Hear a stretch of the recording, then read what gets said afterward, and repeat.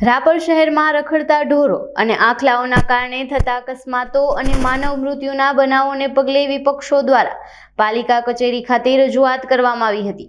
તાલુકા કોંગ્રેસ પ્રમુખ ભીખુભાઈ સોલંકી, શહેર પ્રમુખ અશોક રાઠોડ અને આપના પ્રમુખ સુરેશ મકવાણાની આગેવાનીમાં સામાન્ય સભા દરમિયાન આ પ્રશ્ન ઉઠાવવામાં આવ્યો હતો, જેના પ્રત્યુત્તરમાં ચીફ ઓફિસર તરુણદાન ગઢવી અને પાલિકા પ્રમુખ ચાંદભાઈ ભીંડેએ ખાતરી આપી હતી કે શહેરને પશુ મુક્ત કરવા માટે અવિરત કામગીરી ચાલુ રહેશે।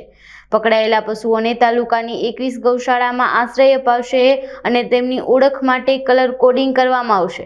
આ ઉપરાંત જાહેર માર્ગો પર ઘાસચારો વેચતા વેપારીઓ અને પશુધનને રખડતું મૂકતા માલિકો સામે દંડનીય તેમજ ફોજદારી કાર્યવાહી કરવાની કડક સૂચના આપવામાં આવી છે।